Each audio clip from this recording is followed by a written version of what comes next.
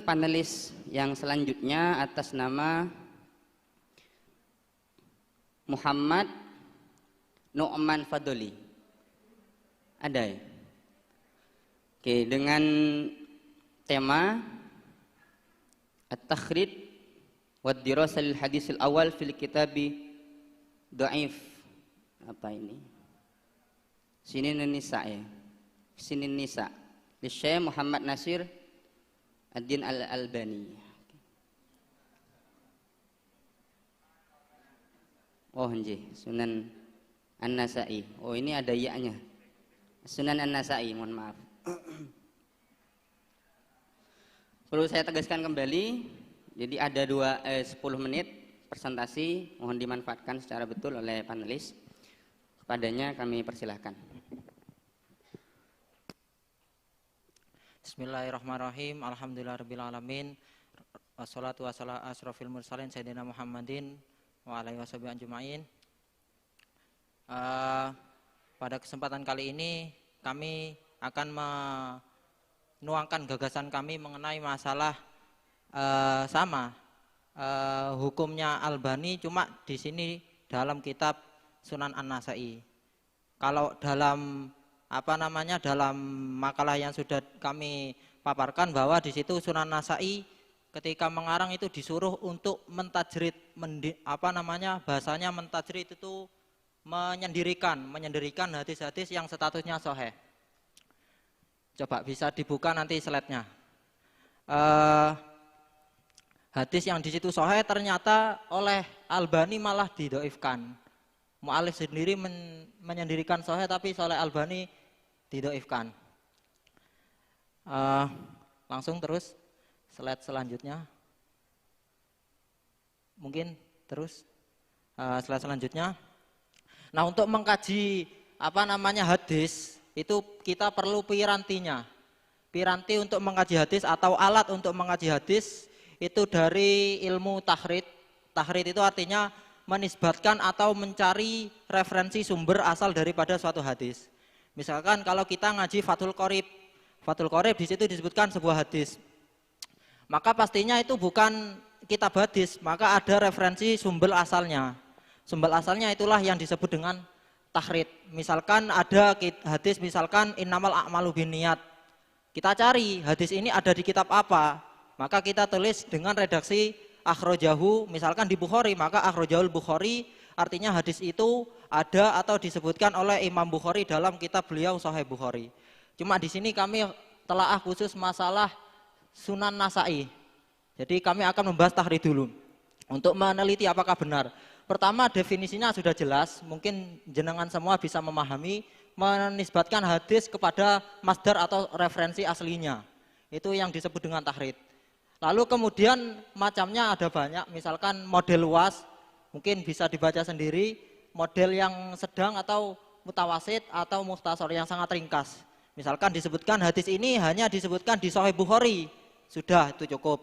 Tanpa menyebutkan ada di bab mana atau di dalam kitab nomor hadis yang keberapa. Model-modelnya juga banyak. Ada melalui lawat hadis awalnya, misalkan innamal a'malu binniyat berarti pakai hamzah dan ila akhiri seterusnya. Itu untuk mentahrid hadisnya. Kemudian untuk slide selanjutnya bisa ditampilkan nggih. Slide selanjutnya masalah tahrid sudah untuk mengkaji piranti. Kemudian ilmu dirasatul isnad, mengkaji sanad untuk menentukan apakah sanad ini memenuhi syarat-syarat yang menyebabkan hadis itu sahih yang nanti didhaifkan sama Albani. Bagaimana definisinya, yaitu mentahqiq sanad dan matan apakah memenuhi syarat sahih. Apakah syarat sahih itu sahih ittisalus sanad, dhabtur ruwat, terus sikoh seperti yang sudah disebutkan tadi. Marhalahnya yang pertama, fase pertama yaitu menyatakan adalahnya rawi. Misalkan rawinya fasek, maka hadisnya menjadi dhaif. Kemudian marhalah yang kedua, sambungnya sanadnya hadis. Misalkan logika yang mudah ketika ada orang mengabarkan kepada kita, saya pernah mendengar Rasulullah bersabda demikian-demikian. Jelas ini sanadnya mutasil. Mengapa? Satu, dia tidak pernah bertemu dengan Rasulullah. pasti ada sanad atau rantai sanad yang dia tidak disebutkan. Misalkan dia ternyata nemuin di Sahih Bukhari, maka hadisnya menjadi dhaif. Yang terakhir, yang mungkin paling sulit, yaitu menyatakan selamatnya hadis dari syadz. Artinya hadisnya itu tidak ada hal yang bisa menghalangi kalau sudah 1 sama 2 sudah ditentukan. Terus slide selanjutnya. Nah, langsung dari kedua ilmu itu langsung kita kaji.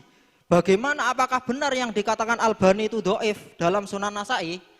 Hadis yang pertama berbunyi di situ. Sudah jelas mungkin diriwayatkan dari Abdul bin Sis bahwa Rasulullah Nabi qala la yalbunan ahadukum fil hujrin. Tidak boleh buang air di lubang. Kemudian nas hadisnya di Sunan Nasa'i kami sebutkan beserta rantai sanad untuk didirosah atau dikaji sanadnya. Apakah benar sahih atau dhaif seperti yang dikatakan Albani itu tadi. Itu sudah ada sanadnya, para perawinya Ubaidullah bin Sa'id, terus Mu'ad, terus sampai sahabat Abdullah, terus dari Kanjeng Nabi. Itu sanadnya. Langsung selanjutnya, untuk slide selanjutnya.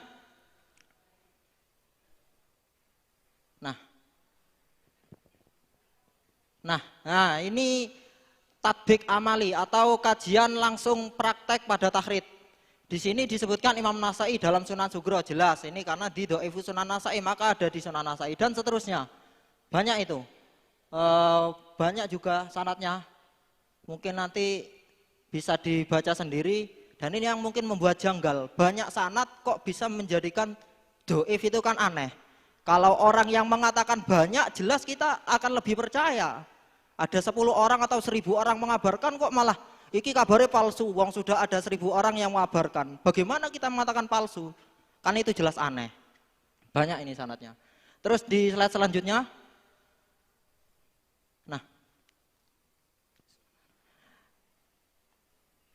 Nah, mengkaji para perawi hadisnya dari hadis itu. Pertama dari rawi yang pertama tadi, Ubaidillah bin Sa'id, ternyata beliau statusnya thiqah. Thiqah artinya hafalannya kuat, dia orang soleh. Ini ada di kitab Takrib Jarh wa Ta'dil, Takribut Tahdzib. Terus ini juga bisa dibaca sendiri. Ada yang rawi statusnya soduk, hafalannya agak sedikit lemah, cuma masih bisa diterima. Terus sikoh, ada yang statusnya sikoh sahabat, cuma ada yang berpaham qadariyah ila airihi. Terus ini ada yang qatadah nggih. Nah, qatadah itu beliau statusnya sikoh dan tadlis. Nah, kesimpulannya semua perawi di sini itu statusnya sikoh, tidak ada yang pembohong. Illa Mu'ad bin Hisam, wahwa soduk. Soduk itu artinya derajatnya hafalannya lebih rendah, artinya agak sedikit pelupa mungkin, lebih di bawahnya rawi sikoh. Itu satu rawi yang mungkin ada masalah dalam rawi itu. Terus bisa di slide selanjutnya.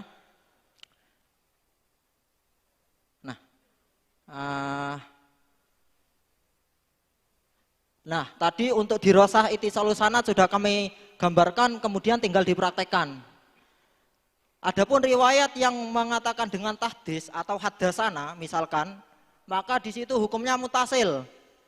Mendengar langsung ngaji kepada gurunya. Kalau itu haddasana. Terus hukmu sigot an-anah menggunakan an, maka ada dua rawi itu, Qatadah sama Hisham ad-Dastawai, an. Kalau muhaddis itu an, maka belum bisa mutasil, juga belum bisa mungkote. Artinya imma wa imma, bisa mutasil, bisa mungkote.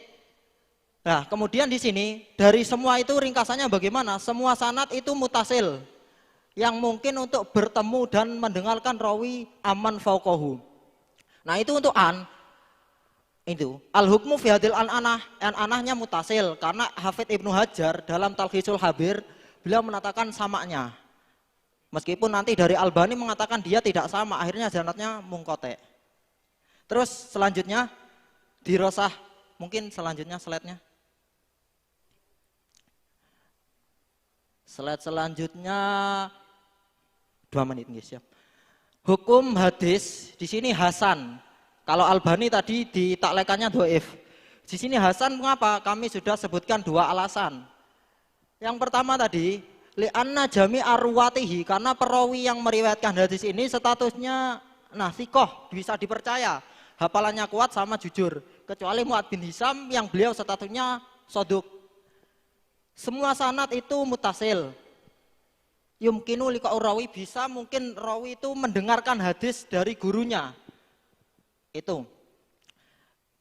Terus ringkasan kesimpulan dari dua ini yaitu hadisnya hasan, tidak yang seperti Albani yang mengatakan doif, karena ada rawi dalam derajat soduk, tidak sikoh. Adapun Hisham dengan akidah Qadari yang mengatakan tadi di Jarh wa Ta'dil tidak bisa merusak status adilnya, karena dia sikoh, bisa dipercaya dalam hadis. Meskipun akidahnya melenceng, tapi kalau dalam masalah hadis dia jujur. Jadi bisa dipercaya. Karena dalam masalah mustalah hadis dikatakan bahwa riwayatnya ahli bid'ah itu bisa diterima, mutasil, bisa diterima ketika tidak meriwayatkan sesuatu yang ada hubungannya dengan bid'ah. Di sini masalah fikih, bukan masalah bid'ah, maka bisa diterima. Adapun pengakuan yang mengatakan sanadnya mungkotek dengan an-anah tadi, tidak mengucapkan hadasana, bercerita kepada saya, maka tidak bisa diterima. Karena apa? Imam Ibnu Hajar telah menetapkan bahwa Qatadah itu mendengar hadis dari Abdullah dan disahihkan oleh Ibnu Huzaimah, yang tadi kami sudah sampaikan, dinukilkan oleh kami di kitab Talkhisul Habir. Terus yang terakhir, slide terakhir. Nah, di sini akan kami tampilkan kajian kritik masalah pendoifannya Syekh Albani.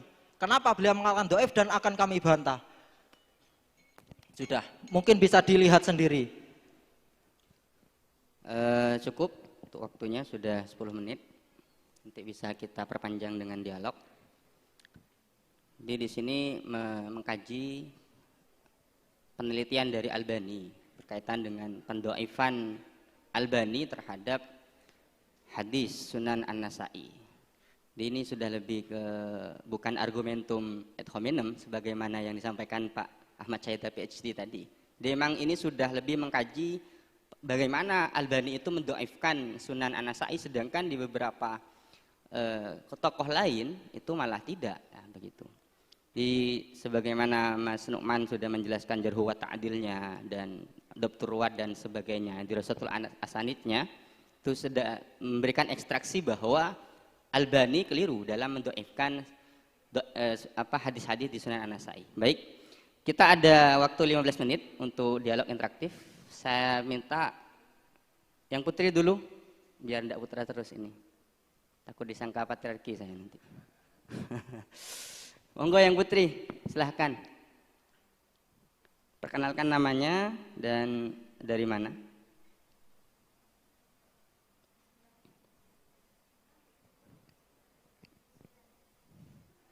Dipencet yang bawah, Mbak.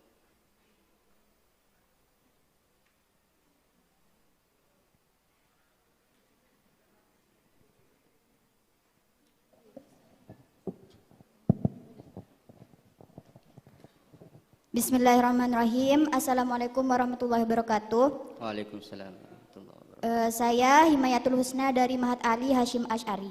Kebetulan kami di Ma'had Ali Hasyim Asy'ari sama-sama tasus hadis wa ulumuhu. Dalam kasus pendoifan Nasiruddin Al-Albani di sini, mungkin tadi kan alasannya karena adanya mudallas, ya. Adanya mudallis, yakni Qatadah yang terputus sanadnya di Abdullah bin Sarjisah. Mungkin kalau saya udah membaca jurnalnya, ya, di situ kurang disebutkan imkaniyatul liqo'nya atau subutul liqo'nya di mana. Karena di situ cuma menyantumkan bahwa Al-Hafidz Ibnu Hajar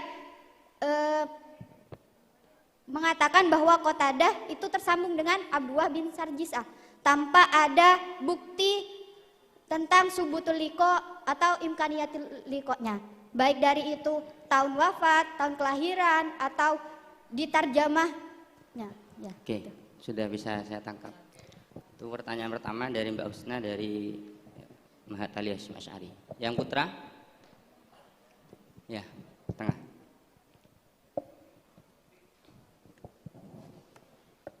Perkenalkan, nama saya Ahmad Khidir Adib, asal dari Mahatali UIN Malang.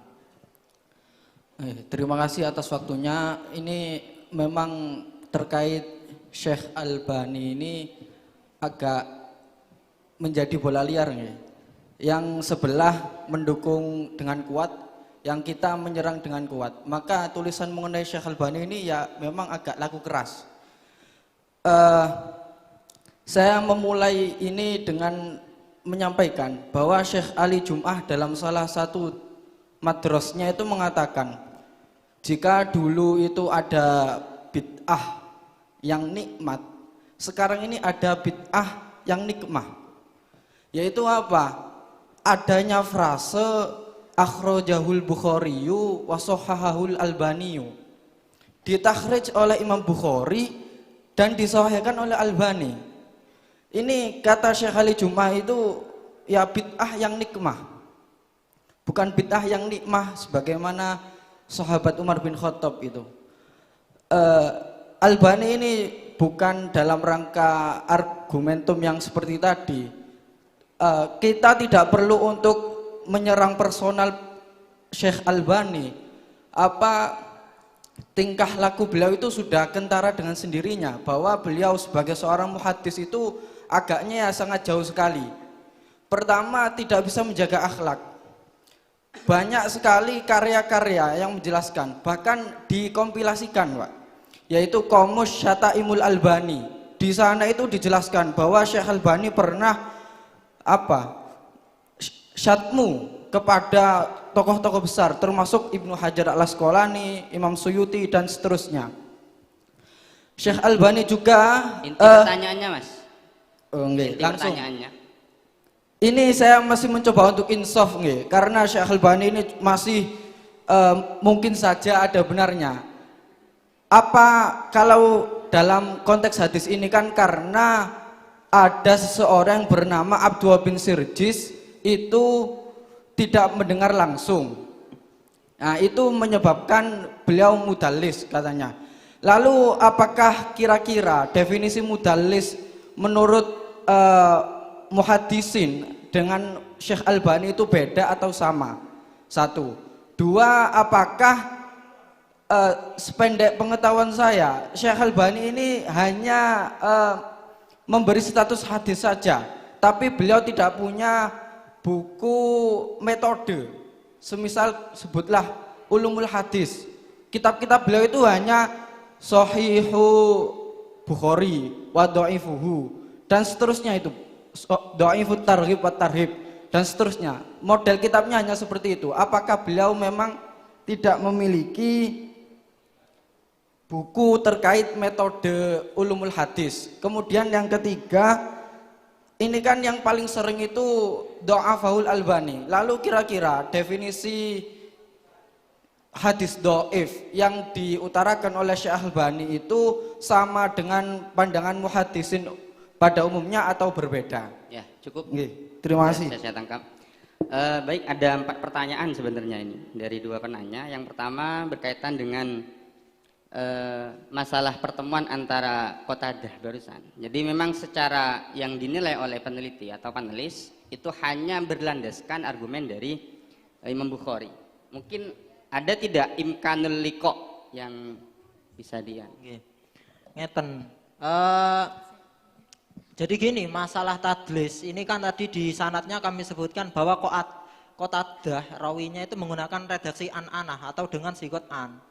Nah, dalam sigot an itu kita tidak bisa menghukumi apakah di situ beliau mendengar langsung atau tidak mendengar langsung. Artinya ya bisa mutasil, bisa mungkoti, seperti itu. Nah, untuk menghukumi kita itu mutasil atau mungkoti, ya kita lihat bagaimana komentar ulama yang lebih paham tentang masalah tadlis. Nah, salah satunya di sini Ibnu Hajar. Imam Ibnu Hajar itu punya karangan memang. Kalau nggak salah itu Ta'rifu Ahli Taqdis Bimarotibil Mausufin Bitadlis. Nah, niku. Dalam kitab di situ beliau menerangkan bagaimana hukumnya mudallis. Nah, dari sini kita dapat bisa tarik kesimpulan bahwa Imam Ibnu Hajar itu paham. Nah, ternyata setelah ditarik kesimpulan lagi bahwa Imam Al-Hafidz Ibnu Hajar menghukumi bahwa Qatadah di situ yang menggunakan an itu mendengar langsung. Jadi buat apa kita ragu kalau ternyata kita mencari meneliti terus, ternyata Imam Ibnu Hajar dalam kitab Talkhisul Habir di depan tadi, beliau menghukumi, oh kalau di sini Qatadah itu an-anahnya itu diterima. Jadi buat apa kita menolak lagi kan gitu. Artinya oh berarti dari an-anah ini kita dapat ambil referensi dari Ibnu Hajar bahwa di situ hukumnya mutasil. Pakai pendapatnya Imam Ibnu Hajar tadi, ngoten. Ya, jadi kesimpulannya bahwa secara imkanul liqa itu sebenarnya memang menggunakan komentar dari Ibnu Hajar. Jadi ya dengan sudah Ibnu Hajar yang menyatakan demikian, maka panelis menyatakan itu sudah besar kemungkinan atau bisa kita percayai begitu. Jadi Qatadah yang an itu. Mungkin ada feedback, monggo. Karena ini bersifat intelektual ya. Masa kita cuma fanatik terhadap satu personal untuk menjudge personal lain salah gitu. Jadi kita harus membuktikan subutnya dan imkaniyahnya gitu. Secara mengutip dari terjemah langsung gitu. Baik itu takribut tahdib, tahdibut tahdib kan banyak. Oh, iya. Nggih. Kami paham memang dalam tarjamah memang disebutkan. Tapi kalau dalam misalkan dibuka di Tahdhibul Kamal atau Takribut Tahdhib atau Tahdhibut Tahdhib itu hanya menyebutkan rawinya. Artinya di situ menyebutkan rawi ini meriwayatkan dari siapa. Rawi ini mengambil hadis dari siapa, yang mengambil hadis dari rawi ini itu siapa. Nah, dari situ kita tidak bisa memastikan apakah di situ mengambil secara langsung atau tidak. Nah, untuk menghukumi kita cari yang lebih jelas lagi. Yaitu di makalahnya Ibnu Hajar itu tadi. Seperti itu, bukan berarti kita tidak ilmiah, enggak. Justru kalau kita mencari di kitab Tarojumur Ruwat atau kitab Jarh Ta'dil, di situ hanya menyebutkan tidak secara jelas samaknya. Justru kalau melihat sama ya kitab Mudallisun itu, Ta'rifu Ahli Tadlis itu. Ya, bisa dipahami. Jadi masalah imkanul liqa itu tetap harus menggunakan pijakan dari Ibnu Hajar barusan, Ibnu Hajar Al-Asqalani. Karena tidak bisa kita mau menghukumi bahwa hadis yang diriwayatkan Qatadah yang an dan seterusnya itu tidak bisa kita hukumi ya mengkoti atau mufasil tanpa menggunakan referensi yang digunakan oleh Ibnu Hajar. Mungkin yang lain, monggo. Tetap berkaitan dengan ini ya. Ya, monggo dipersilahkan. Yang tengah. Skorjo. Bismillahirrahmanirrahim. Mengenai tentang tad'if juga. Pertama, perkenalkan nama saya Rahman dari Ma'had Ali Situbondo. Ini kan kalau saya amati dari dua presentator ini, kan tadi ada juga yang sama-sama hadis, yang ini juga sama-sama hadis, kritik hadis, mau mengkritik hadisnya Albani. Ini kan kalau mau kita buat semacam dialog, jadi di Sulfikan ada kawadi mas ya, tentang dialog perdebatan. Ini kalau mau dibuat dialog perdebatan seperti ini, kata Albani gini, hadis ini dhaif, soalnya Qatadah itu ingkitok di sana. Soalnya dia muksirun fitadlis, sehingga dia ingkitok ila masorah ila akhirih. Itu kata mustadilnya. Nah, presentator ini sebagai mu'tarid. Mu'taridnya bilang gini, lah Imam Ibnu Hajar itu sudah mengatakan Qatadah itu sami'a min Abdillah, itu kan sudah dijelaskan. Tapi bisa disanggah lagi sama Albani. Lah, saya dari awal sudah tidak percaya dengan Ibnu Hajar. Seperti itu. Jadi kan ini biasanya di sana. Coba bagaimana harusnya kan kritiknya di sana. Kok bisa Albani itu tidak percaya kepada ulama sekaliber Ibnu Hajar? Itu disebut di sini di makalah pertama tadi itu. Di sini di makalah ini kami sebutkan, ini ada di Tahdhibul Kamal. Di Tahdhibul Kamal, di situ diserengkan bahwa termasuk dari syuyukhnya Qatadah, di situ adalah ada dua. Di sini ada Abdullah bin Buraidah sama Abdullah bin Sarjis. Jadi di taman kalau dicek di Tahdhibul Kamal itu ada. Jadi Abdullah syekhnya itu adalah ada di sini Abdullah bin Sarjis. Mau bagaimana lagi sama ragu kalau di situ adalah gurunya beliau adalah Abdullah itu tadi. Kalau sudah dicek di kitab Tahdhibul Kamal yang membahas tentang masalah syuyukh guru-gurunya para rawi itu tadi, seperti itu. Itu sudah dipastikan Albani percaya juga ke kitab Tahdhibul Kamal. Lah, justru nanti Albani itu dalam mendoifkan kan kita nanti teliti bagaimana kita kan mengkaji toh. Untuk sementara redaksi an itu kan beliau tidak menghukumi kalau an ya jelas mengkotek lah. Kalau katanya Albani seperti itu.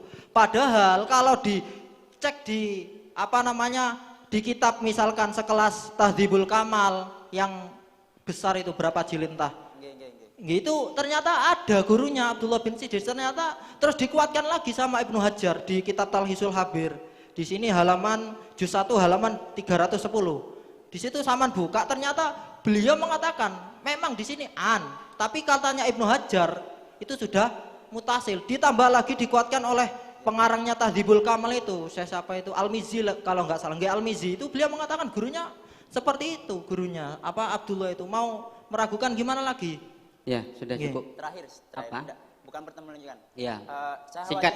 saya khawatirnya begini, kita mengkritik Albani dengan beberapa referensi-referensi yang muktamad di kalangan kita, tapi di Albani sendiri itu enggak muktamad. Saya khawatir seperti itu saja. Paham maksudnya. Ya, sudah bisa Oke. bisa ditangkap. Jadi intinya tetap ada apa namanya harus dipijaki memang dengan referensi toh walaupun misalkan Albani tidak menyetujuinya. Tapi lagi-lagi ya itu kan sudah ranahnya ya mungkin perbedaan pendapatnya. Baik, ini pertanyaan yang selanjutnya berkaitan dengan mudallis ya. Apa yang disampaikan Albani dengan apa namanya dengan Ibnu Hajar, apakah ada perbedaan apa itu hadis yang mudallas itu? Itu yang pertama, kemudian yang kedua, apakah Albani ini tidak memiliki kitab khusus yang berkaitan dengan metode takhrij dan seterusnya itu sehingganya kita tolak seperti itu. Dan yang ketiga, definisi dhaif apakah ada perbedaan antara Albani dengan kita? Terus ngeten nggih. Untuk masalah apa tadlisnya apa namanya hukumnya Albani di sini kan kalau kita nanti kalau sampean meneliti secara lebih jelas di karang-karang taklikan apa namanya tasihahnya Albani di situ beliau sering ya Syekh Albani lah sering berbeda pendapat. Nah, di sini dalam masalah pendapat di sini beliau mengatakan bahwa di sini dhaif. Karena di situ ada rawi tadlis. Nah, dari tadlisnya Albani ini loh, dari tadlisnya rawi ini loh, Albani secara menghukumi secara spontan bahwa di situ sudah dhaif. Karena di sini tadlis dan kebetulan yang tadlis di sini Qatadah yang termasuk para perawi yang terlalu banyak tadlis. Jadi Albani secara dhahir, oh ini mudallis pakai an, sudah mengkote aja sudah, tanpa mengetahui dulu pendapat para ulama-ulama yang dikuatkan antara satu ulama dengan ulama lain, ngoten.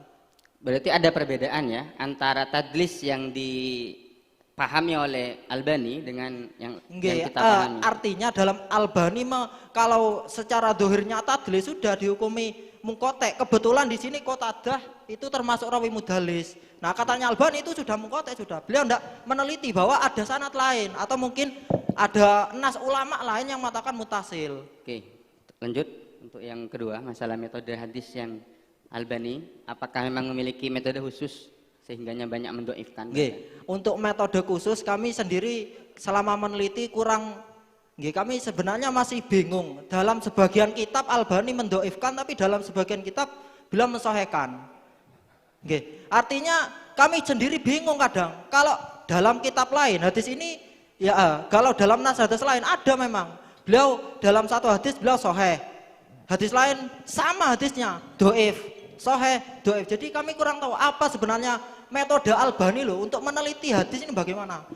Kalau kami kemarin itu pernah pendapat pemateri bahwa Albani itu katanya guru kami ketika di pondok itu Albani ya dohirnya kalau ini hadis sesuai kemauannya, kalau sudah soheh, ya sudah soheh sudah. Berarti ini memang tidak memiliki metode khusus ya? Kami belum meneliti apa sebenarnya metodenya. Terakhir itu. Antara doif yang dipahami Albani ada tidak perbedaan dengan kita? Doif yang Albani sama, artinya doif menurut beliau ya tidak bisa diterima. Artinya kalau misalkan beliau mengatakan doif ya berarti doif hadis ini tidak bisa diterima sudah. Menurut beliau, pendapatnya beliau. Tapi ya sama arti doif menurut beliau tidak bisa diterima. Oke, sudah cukup karena waktunya habis. Feedback. Ya, sedikit saja. Oke, terima kasih. Maksud saya begini, ya seperti tadi yang disampaikan teman dari Situbondo. Mungkin yang dipakai Albani itu bukan dari kita, yang muktamad. Lalu kira-kira penilaian tadlis dari Syekh Albani kepada Qatadah ini apakah ada cantolannya atau memang penilaian pribadi? Nah, seperti itu. Kemudian yang kedua, Maksud saya bukan ya doif ya sama, maksudnya kriteria seseorang bisa dikatakan mudallis dan juga doif. Seperti itu. Ya, mungkin nanti bisa disampaikan di makalahnya ya atau di papernya bisa untuk dibaca perbaikan. di makalah. Ya sudah, kasih tepuk tangan dulu. Dipersilahkan.